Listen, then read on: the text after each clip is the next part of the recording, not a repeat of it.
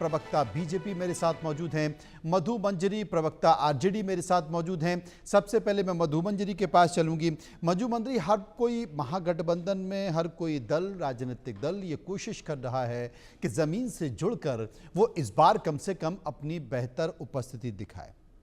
दो बड़े घटक दल, एक आरजेडी और एक कांग्रेस। कांग्रेस भी इसे कहते हैं ना कि कुछ टोटके होते हैं। भाई तेलंगाना में सीडब्ल्यूसी हो गई तो सरकार बन गई, अब बिहार में सीडब्ल्यूसी हो रही है तो सरकार बनने जा रही है। क्या आपको भी ऐसा लगता है? देखिए, सबसे बड़ी जो आज की बात है, आज का जो बिहार के परिसीमन में जो बहस का मुद्दा है, यहाँ सबसे बड़ा चीज है कि ये नहीं मुद्दा है कि चाबी किसके पास होगा। मुद्दा यहाँ ये है कि बेरोजगारी, पलायन और जिस तरह से युवाओं को शिक्षा, रोजगार की जो बात आती है, किसानों के मुद्दे की बात आती है, तो आज बिहार इससे जूझ रहा है। और बिहार की जनता जो है उसी पे भरोसा करेगी जो बिहार में बेरोजगारी की बात करेंगे, बिहार में रोजगार की बात करेंगे, बिहार में शिक्षा व्यवस्था कैसे सही हो उसकी बात करें, महिलाओं के सम्मान की बात करेंगे और बिहार की कृषि व्यवस्था कैसे सही हो उस पे जो बात करेगा उसी पे काम है। दूसरी तरफ देखेंगे कि जो डबल इंजन के एनडीए की सरकार जो मात्र सिर्फ वो जात पात हिंदू मुस्लिम करके ही आना चाहती है, दूसरी तरफ महागठबंधन है, या तो आदरणीय तेजस्वी प्रसाद यादव हो या तो आदरणीय राहुल गांधी जी, दोनों सिर्फ बिहार के मुद्दे की बात करते हैं, बिहार की जनता की बात करते हैं, बिहार के उत्थान की बात करते हैं। तो बिहार की जनता किसे चुनेगी, ये बिहार की जनता सक्षम है और बिहार की जनता जानती है कि कौन उनके मुद्दे की बात करता है, कौन काम की बात करता है, कौन रोजगार की बात करता है, और बिहार की जनता उसी के साथ जाए। राजेश सिंह जी, जवाब दे दीजिए। मधु मंजरी जी ने अपनी बातें उठा दी हैं, अब आप इसका जवाब दे दीजिए। देखिए सर, आपने बोला है कि 20 के तरह कहीं खबर वाली बात जो आप बोल रहे हैं, 20 में हमारे एक साथी भटक गए थे।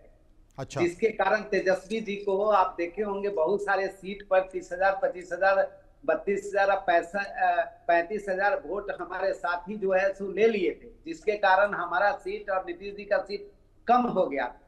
इस बार जो तेजस्वी जी की राजनीति है और कांग्रेस की राजनीति है, कांग्रेस तो अपनी इतनी भी हैसियत नहीं रखती है कि एक सिंगल सीट पर भी चुनाव लड़के बिहार में चुनाव जीत जाए। हाँ, इतना जरूर फायदा हुआ है सीडब्ल्यूसी के मीटिंग से, राहुल जी की यात्रा से, बहुत सारी एक्टिविटी से, कि जो इनको बार्गेनिंग करने में जो तेजस्वी यादव कुछ सीट कम करने वाले थे, अब वो सीट कम नहीं कर पाए।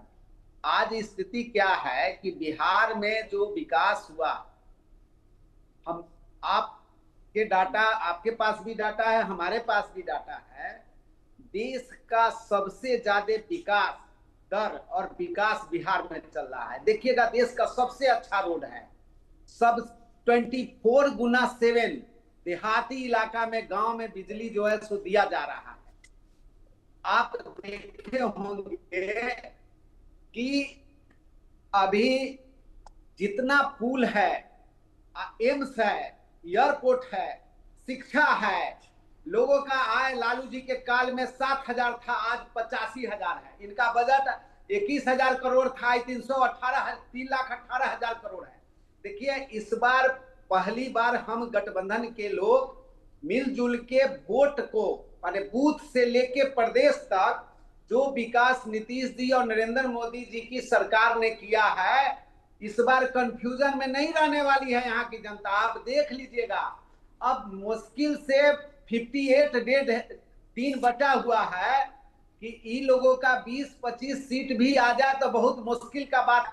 यहाँ तो है कि पिछला चुनाव अभी अप्रैल में हुआ है, तो हम लोगों का सीट बंटवारा 3 दिन में हो गया।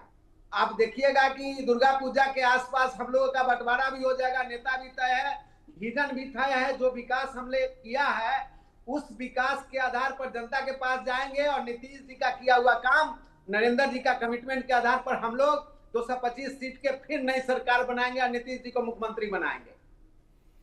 लेकिन राजेश जी, जिस तरीके से कांग्रेस, आप क्या मानते हैं?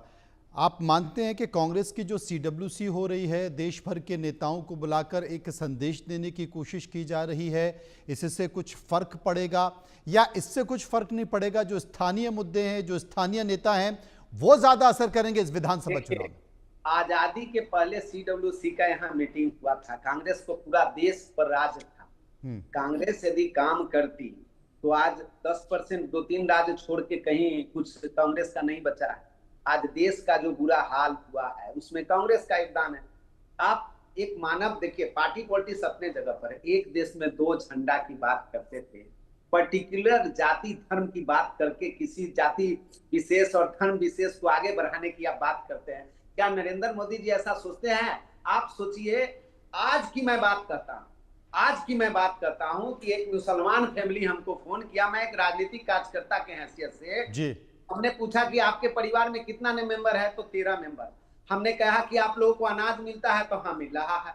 हम कहे कि पापा का तबीयत का क्या हाल है? तो बोले कि आयुष्मान कार्ड हमको मिला है जिसके कारण आज पापा का हमारा जान बच गया। हम के लिए आप वोट क्यों नहीं आप लोग नरेंद्र मोदी जी को देते हैं?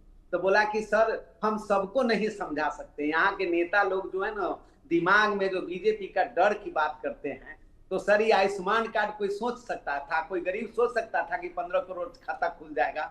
नहीं, आपको वाकई कोई ऐसा आदमी मिला था या फिर मधु मंजरी को आप सुनाने के लिए बोल रहे हैं? नहीं, देखिए सर, मैं मधु मंजरी जी हमारी परिचित है। मैं हम एक दूसरे से बढ़िया तरह जानते हैं, कोई बनावटी बात मैं नहीं करता।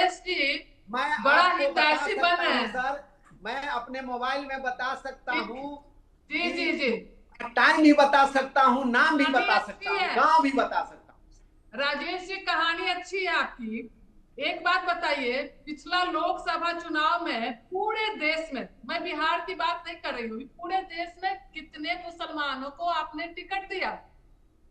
दूसरी बात बताइए, पिछला बिहार विधानसभा में राजनीति नहीं तो मधु जी उनका ये मानना है ना, उनका ये मानना है कि उन्होंने आयुष्मान कार्ड दे दिया, उन्होंने बाकी सरकारी योजनाएं दे दी, टिकट देने की जरूरत नहीं है, मंत्रिमंडल में शामिल करने की जरूरत नहीं है।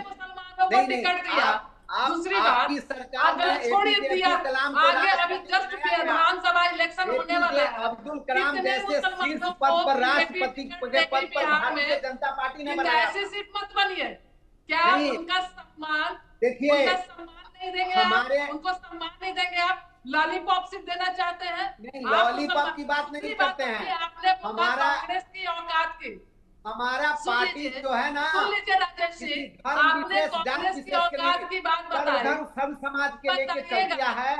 और एक बात मधु मंजरी जी जान लीजिए कि सबसे बड़े पद पर हमने आपकी बार नीतीश सरकार, APJ अब्दुल कलाम जी को मैंने बैठाया था। आपकी पार्टी ने राष्ट्रपति जी को भी कलंकित किया है। उस पे लिखा हुआ अब की बार NDA सरकार। तो आप किस हिसाब से बोल रहे हैं कि आप नीतीश? आप बेवकूफ नहीं बनाइए, बिहार की जनता बहुत समझदार है। और जहां बात करते हैं कांग्रेस की औकात की, तो क्या बीजेपी को औकात है? अब गए माघ 9-29 दिन, अब करने का क्या है? करने का क्या है? अब तो डिसीजन का समय आ गया है ना, डिसीजन का समय आ गया, जनता का फैसला का समय आ गया है। चुनाव आयोग जल्दी जो इलेक्शन की घोषणा करने वाली है, सब चीज फाइनल हो जाएगा। जनता क्यों नहीं हम लोग आज सत्ता में आ रहे हैं? 90 के बाद, 95 के बाद लालू जी कहाँ सत्ता में आए? पार्टी होकर 10 साल कांग्रेस के बैसाखी पर चले हैं। भारतीय जनता पार्टी नीतीश जी 96 गठबंधन में चल रहे हैं। सबसे बड़ी पार्टी होकर के फिर भी आप नीतीश कुमार जी के चेहरे पे क्यों लड़ना चाहते हैं? क्या आपकी पार्टी में कोई ऐसा बिहार में चेहरा नहीं जिससे बिहार की जनता भरोसा कर सके? दूसरी बात, हमारे पार्टी के माइनॉरिटी की बात करते हैं के मंडल अध्यक्ष में जितनी कैपेसिटी है ना कि मुख्यमंत्री के गति को संभाल सकता है। आपको जानकारी ठीक से ले लीजिए जी। तो किसी मंडल अध्यक्ष को मुख्यमंत्री का चेहरा बना दीजिए ना, क्या दिक्कत है? नहीं, योग्य व्यक्ति मंडल अध्यक्ष भी मुख्यमंत्री का चेहरा हो सकता है, लेकिन क्यों चेहरा क्यों नहीं है? चेहरा क्यों नहीं है? अरे राजेश जी, चेहरा क्यों नहीं है? राजेश जी सुनिए, हो सकता है, अच्छी बात है, बीजेपी में प्रतिभाओं की कमी नहीं है, योग्यताओं की कमी नहीं है, बीजेपी में योग्यताएं भरी पड़ी हैं, लेकिन जब चचा नीतीश कुमार चलेगा, सुन लीजिए, अरे राजेश जी सुन लीजिए, अरे मेरी भी तो नहीं, सवाल मत पूछिए, सवाल मैं पूछ रहा हूं ना, मेरे को जवाब दे दीजिए। जब नीतीश कुमार जी चले गए थे तेजस्वी के साथ और उन्होंने कह दिया